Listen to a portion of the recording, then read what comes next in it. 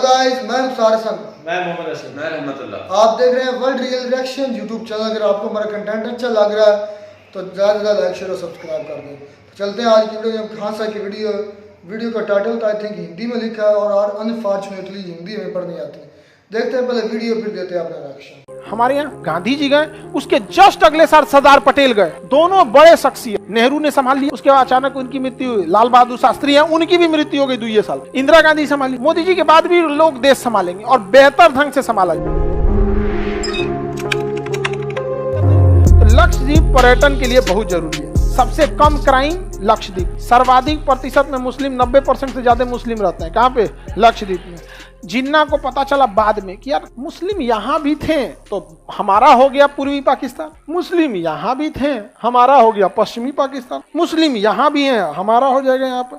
यहाँ पहुंचने से पहले सरदार पटेल ने नौसेना भेज दिया। नौसेना भेजने के बाद वहां भारत का झंडा लहरा दिया गया। वहां के लोगों को कहा गया आप इंडियन रहेंगे। सब खुशी खुशी एक्सेप्ट कर लिया। जिन्ना चिल्लाते रह गया, ठीक हुआ, नहीं तो उधरों से नौटंकी करता। समझ में आ गया कि नहीं आ गया? तो पाकिस्तान में ना उसकी बर्बादी का सबसे बड़ा रीजन क्या था ना, पाकिस्तान ओपीसी हो गया, 1 पर्सन कंपनी, ओपीसी। जिन्ना के बाद कोई नहीं, जिन्ना के बाद कोई नहीं। आप हमारे यहाँ देखिए, गांधी जी मरे, उधर जिन्ना मरा। दोनों अपने अपने जगह पे सुप्रीम लीडर का भूमिका में थे। भारत में महात्मा गांधी सबसे सुप्रीम थे, उनको गोली मार दिया गया। और जस्ट वैसे ही उधर जिन्ना मरे, तो टीबी हो गया, मर गया वहां पे। दोनों सुप्रीम मरे, उसके बाद जिन्ना के बाद कोई बचा ही नहीं। हमारे यहाँ गांधी जी गए, उसके जस्ट अगले साल सरदार पटेल गए। दोनों बड़े शख्सियत। कोई फर्क पड़ा? नहीं पड़ा। नेहरू ने संभाल लिया और कंटिन्यूअस 20 सालों तक, मतलब 15 साल तक सत्ता उनके बाद 66 तक रही। समझ में आ गया कि नहीं? एक कंटिन्यूअस, आप समझिए कि 15-16 साल तक एक ही व्यक्ति के पास रही। ये भारत की स्टेबिलिटी में बहुत बड़ा काम किया। उसके बाद अचानक उनकी मृत्यु हुई। लाल बहादुर शास्त्री हैं, उनकी भी मृत्यु हो गई 2 साल। इंदिरा गांधी संभाली। नहीं समझ में आएगा? आज भारत में ऐसे मनमोहन सिंह के बाद मोदी जी संभाले। मोदी जी के बाद भी लोग देश संभालेंगे और बेहतर ढंग से संभाला जाएगा। समझ में आ गया कि नहीं? इंदिरा गांधी के समय लगता था कि ऐसा कोई संभाल पाएगा कि नहीं। मनमोहन सिंह आए, अर्थव्यवस्था मर रही थी, संभाले कि नहीं संभाले? पूरी दुनिया देख रही थी, बर्बाद हो गए थे, लेकिन संभाल लिया गया।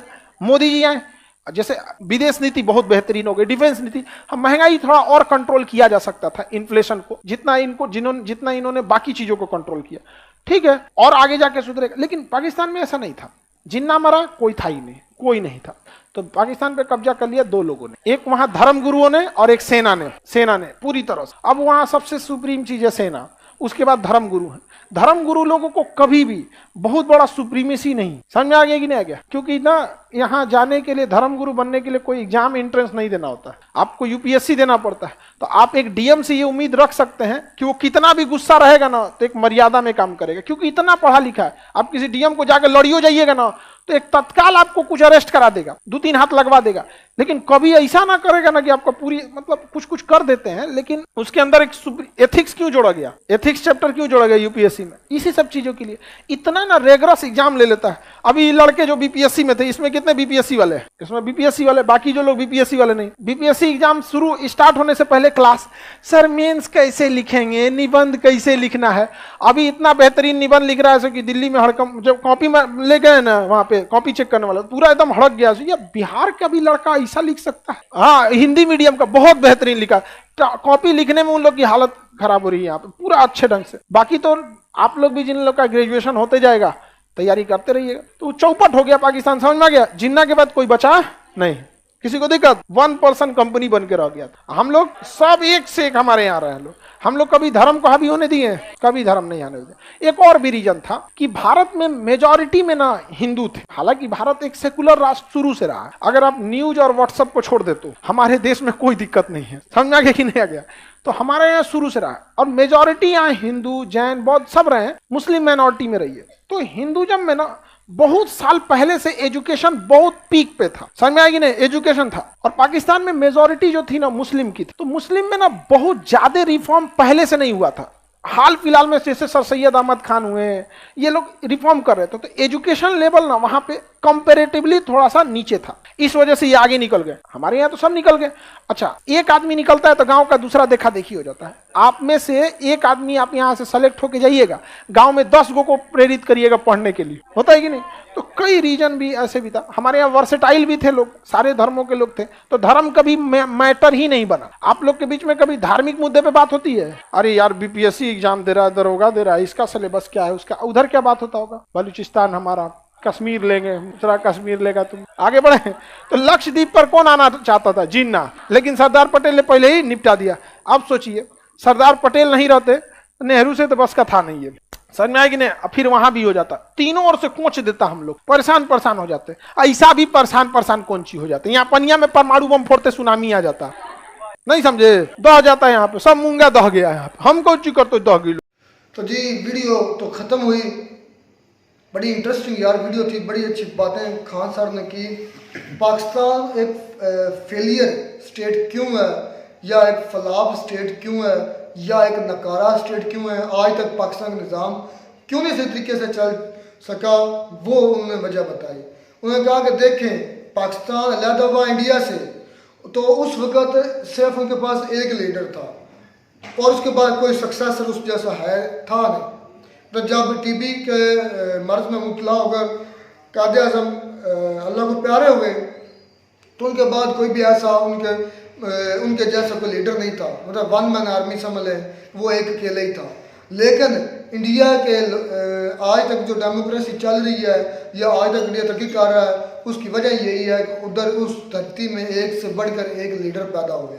जो गांधी जी वो कह रहे थे कि सुप्रीम लीडर थे, लेकिन उनके बाद सरदार पटेल है, उनके बाद इंदिरा गांधी थी, उसके बाद और भी काफ़ी नाम उन्होंने लिए, मनमोहन सिंह है, आप अभी मोदी जी हैं। आप देखें, मोदी जी तो हैं ही हैं, सितारे हैं ही चमकते, तो उनके साथ छोटे सितारे चमक रहे हैं, योगी जी, जयशंकर, उसके बाद नितिन गडकरी, उसके बाद पता कितने और हैं जिनका हम नाम भी नहीं ले सकते, इतने जरिया है।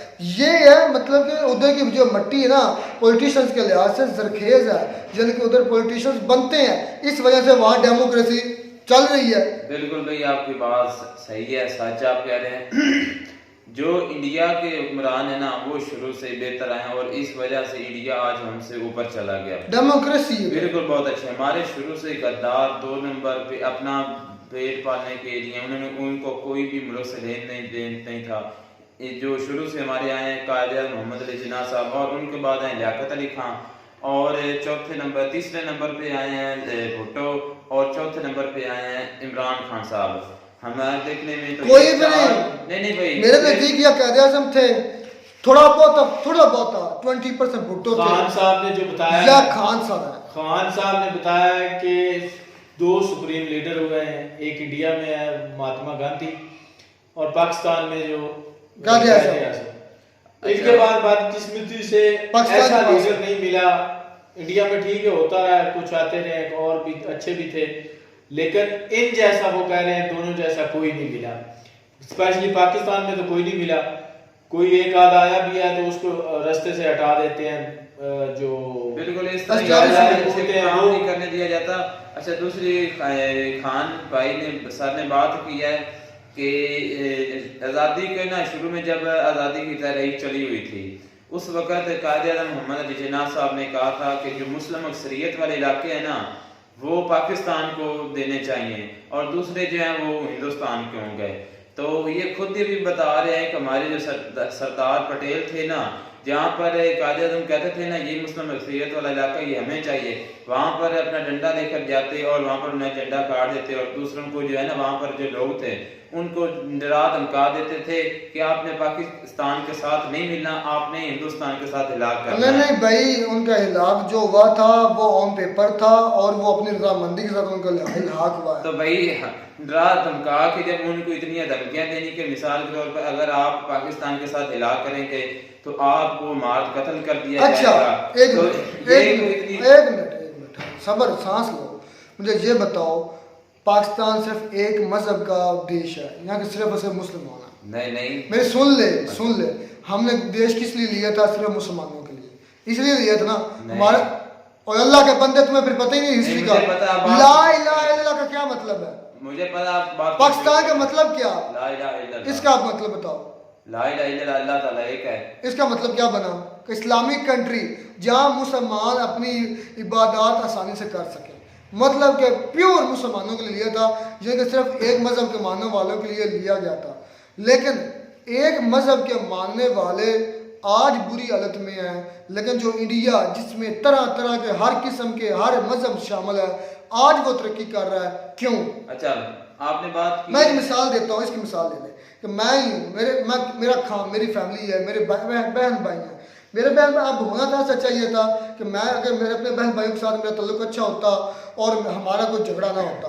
और इंडिया में मिसाल ले लें कि मुख्तलिफ गाँव है, गाँव में मुख्तलिफ ज़ातें हैं, मुख्तलिफ लोग, रंग व नस्ल के लोग हैं, लेकिन मैं एक फैमिली नहीं हूँ। पाकिस्तान एक फैमिली है, एक फैमिली, एक खानदान। और जो इंडिया है वो एक मिसाल ले लें गाँव है। तो यही फ़र्क है। होना तो ये चाहिए था कि मेरी जो फैमिली, हम एक खून से तल्लुक़ रखते हैं, एक ही हैं, लड़ाई झगड़ा ना होते और हम एक मज़हब के मानने वाले आज तरक्की कर रहे होते और इंडिया इतने मज़हब को समेटे हुए अपने अंदर, तो आज वो पीछे होता। यहाँ पर भाई मज़हब की कोई बात नहीं आती, यहाँ पर आती है इंसानियत की बात। वहाँ तो पर मानो फिर हम इंसान ही नहीं है, ये बात फिर इंसानों की इज्जत नहीं देते। अच्छा, आपने चलो, बात की है भी जो पाकिस्तान है वो सिर्फ मुसलमानों के लिए लहदा बनाया गया, सिर्फ जिसमें खालिस मुसलमान हो। तो फिर कायदे मोहम्मद जिन्ना साहब ने क्यों ये खिताब करते हुए कहा था कि आप पाकिस्तानी हैं, चाहे वो किसी भी मजहब से तल्लुक रखता हो, यहाँ पर अक़लियतों को तहफ़्फ़ुज़ फराहम किया जाएगा। वो अपनी मजहब थोड़ी की बहुत पाकिस्तान में है, इतनी ज्यादा नहीं है जितनी इंडिया में है। भाई इंडिया में इंडिया को तरक्की करनी चाहिए, नहीं करनी चाहिए। पाकिस्तान में भी इतनी है यार। मैं एक मिनट, इंडिया की रीजन तो मैं लॉजिकल इतनी मैं मिसाल दे रहा हूं, ये वो बहुत अच्छी थी शुरू से। भाई मैं ये सोचता हूँ कि अगर जितनी अक़लियतें इंडिया में है ना, इतनी पाकिस्तान में होती तो अब तो पता नहीं पाकिस्तान का सत्यानाश हो जाता, क्या होता। पाकिस्तान में भी उतनी है, लेकिन थोड़ी बहुत तादाद में, भाई बहुत ज्यादा, बहुत थोड़ी है, मामूली सी है। जितनी इंडिया में है ना, इंडिया में तो बहुत ज्यादा है, भी तो बड़ा रकबे के लिहाज से भाई जाहिर सी बात है, अक़लियतें भी बहुत ज्यादा है, इसी वजह से मैनेज करना भी मुश्किल है। तो ये बात है, इंडिया एक सेकुलर यानी कि रियल डेमोक्रेसी स्टेट है और इसलिए आज वो तरक्की कर रहा है, और हम एक फेक डेमोक्रेसी स्टेट है और हमें एक नस्ल के होने के बावजूद हम कुत्तों की तरह आपस में लड़ते हैं और वो देख कहाँ पहुँच गया। तो उम्मीद करते हैं आपको हमारी ये वीडियो अच्छी लगी होगी। वीडियो अच्छी लगी हो तो हमारे चैनल जरूर सब्सक्राइब कर, मिलते हैं नई वीडियो में आपके साथ, तब तक दीजिए इजाज़त।